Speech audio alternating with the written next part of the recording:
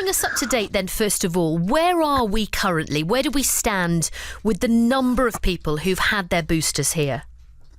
Yeah, so we've got just under 1 million people. 984,000 have either had a booster or a third dose of the vaccine. That's about 35.8% of the population is 12 and over overall. And so I think today we'll probably hit the magic figure of 1 million.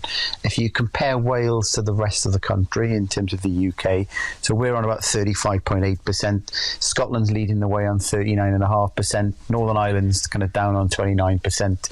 England similar to Wales, but I think when we had the first published figures for Wales was actually in the lead.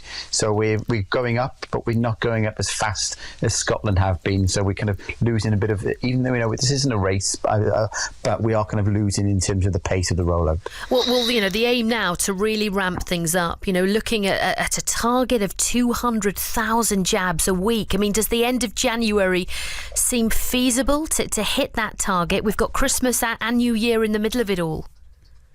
We have seen in the past, Claire, that we've reached kind of 200,000 a week. Remember now, there's about 17,000 people having boosters and third doses at the moment, but there's still people coming forward for first and second doses, and there's 13,000 of those. I think the big challenge this time compared to last time is going to be that, we had a lot of people on furlough back in the kind of when the first rollout was going on. So there were people who were volunteering a lot more. So it might be more challenging to do that this time. I think if we just look at the figures as well, there does still seem to be a bit of a postcode lottery going on, because if we just look at the most kind of vulnerable people in society in care homes across Wales overall, 82.9% of kind of care home residents have had the booster or third dose, but it's 94% in Anglesey, which is leading the way. Okay. But in Cwmtarf area, Rhondda and Taff and Bridgend, it's only around about 70%. So there still does seem to be some disparities across the country.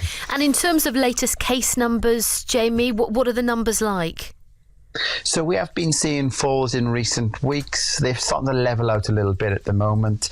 I think the more important metrics, really, because people are thinking, will Christmas be cancelled? I just want to reassure listeners, we're not in the same position as what we were this time last year. The number of patients in hospital, reassuringly, has been falling. It's 64% lower than this time last year, and it's actually been falling, the longest decline we've had now since last winter. And then, obviously, the sad death statistics, they have been coming down as well, because obviously if patients in hospital are coming down, that generally means deaths will come down, and they're 83% lower than this time last year. So there's good positivity signs within the figures. We're not in the same position as this time last year, and that's got to be one thing to look forward to. Yeah, that's so encouraging, Jamie, isn't it? I mean, what is the concern? Is this new variant Omicron? We are hearing that people who have it do have more milder symptoms, but certainly it does seem at this stage to be more infectious and will become the dominant strain. What here in the UK in the next few weeks, experts are saying. I mean, what might that do to cases? So that's going to be the important thing, is when we see case rises, the evidence coming out at the moment is it's less kind of lethal and less likely to lead to hospitalizations.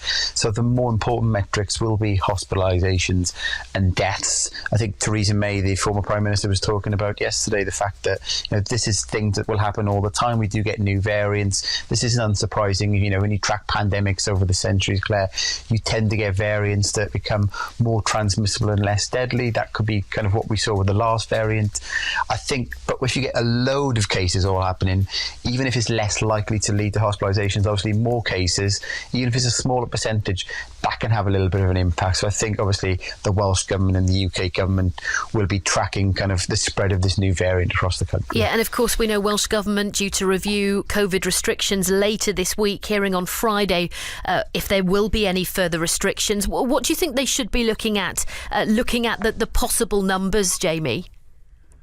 Well, when you're looking at the figures, there's no real evidence now, Claire, to move from what we've had last time. You look at France and Ireland, they've had vaccine passports, not the passes that are in Wales where you can have the lateral flow. They've had vaccine kind of passports where you don't have the lateral flow option as well. They've closed nightclubs with those, and even those only vaccinated people could go in them. So these vaccine passports across Europe don't seem to be reducing cases. So extending the vaccine pass into other areas across the country doesn't seem to be much strong evidence for that. There's very little kind of the data would suggest there's very little need to make any changes. I think what we might see, Claire, because we are kind of now going into winter, I would expect cases to go up. So it could well be that it's more like January where we might see some changes in the things rather than the next week.